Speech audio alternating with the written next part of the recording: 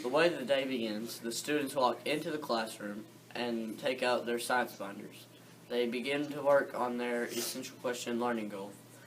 By the time the teacher comes into the classroom, the students should be done or almost completed with their essential question and learning goal. And if they are not, then they are behind.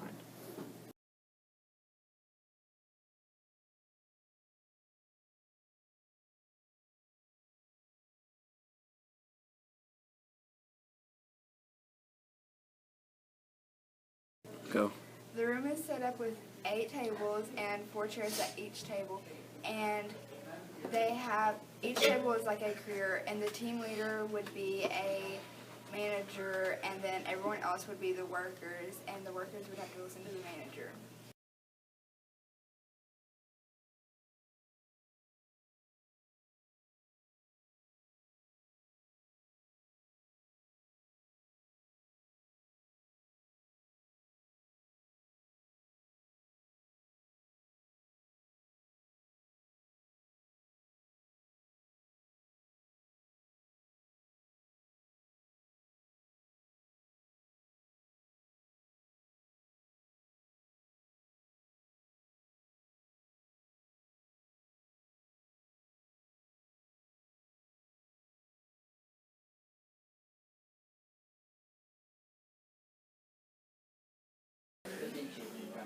The way teams are established is Mr. Franklin puts all of our names in a bucket and puts 4 names on each table. There are 8 tables and a team leader at each table.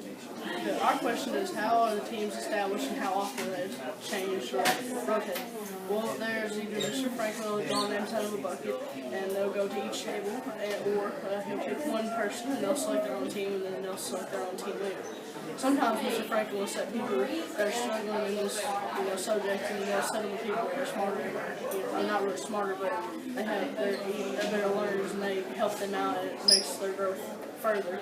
And they're established, they change every 6 weeks. In this classroom we have teams at tables, and in each table we have a team leader.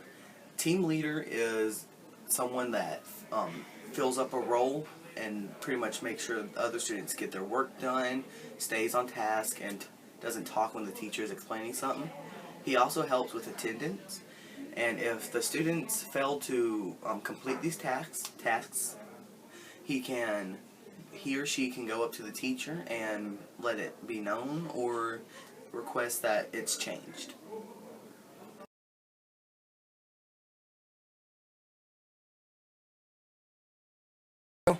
Okay, my question is, how do we take care of discipline? Most of the time, whenever a student would get in trouble, we would the student would go to their team leader. Mr. Franklin would actually make the team leader take care of that student. The student would either make Mr. Franklin maybe print out another piece of work for them to do, make them restart the piece of work that they were doing, or just maybe exclude them from the experiment or something that we were doing, a lab maybe. Mr. Franklin will also take out a student if they're not cooperating with their group and put them in a separate table. Or maybe move them to our back corner table where nobody sits. They will move them to there to be solitary and work on their stuff independently. What else?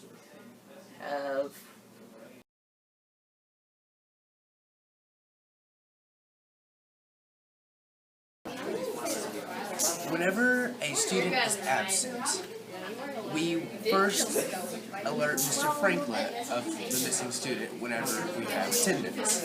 Next, the day they come back, we will then inform them of their missing assignments and anything else they would have missed.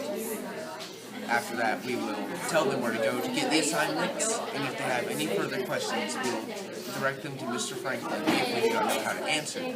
I'll try. Next on the list is if a student is not behaving or doing their work. One of the things us team leaders can do is move them to a different spot at the table to minimize distractions from the tables.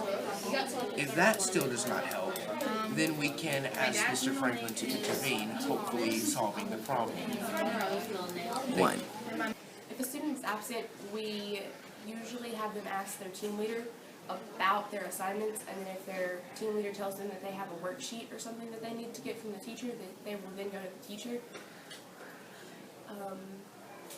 How we establish assignments and due dates is the table will converse with their team, and they will then tell the team leader, and the teacher will then have the team leader tell a different team, and that team will tell him. If a student is absent, then they will go to to their team leader at their table, and they will ask what they missed. Then the team leader will give them either instructions over a worksheet or over the notes that they did that day. They will also give them the essential question and learning goal from that day. Then if the student needs a worksheet or a missed test or anything like that, then they go to Mr. Franklin and get that worksheet. Then if they need help, they can go to either the team leader or their friends at the table.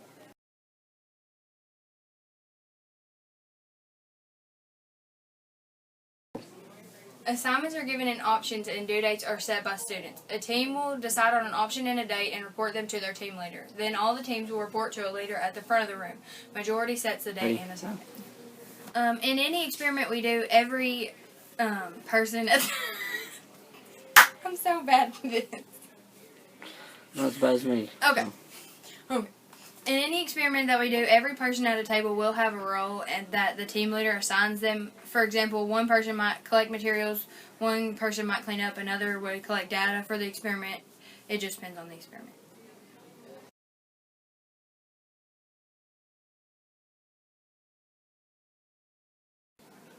Alright, my question was how this classroom operates compared to other classrooms.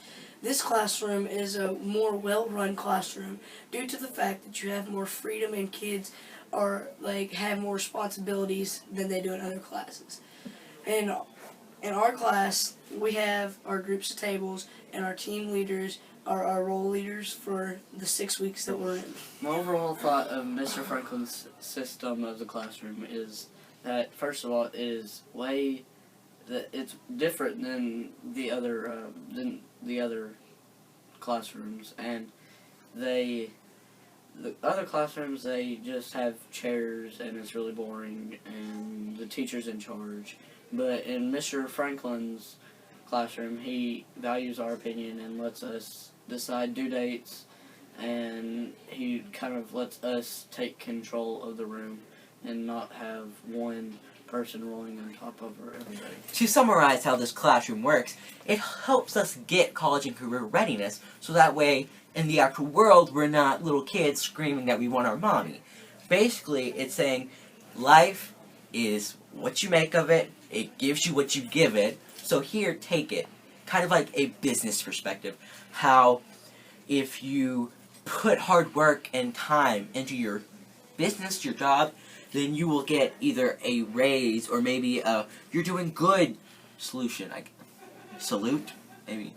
It just helps you get to the next level from being babied by your 6th and 7th grade teachers, which that didn't happen either. But it gets you out of the stage of, oh, I'm still a kid, he's responsible for me. No, I'm responsible for myself. There's not going to be a teacher walking me around holding my hand. It's going to be me with my shoulders held high, presenting myself, so that way I'm introduced to the world in a good mannered way.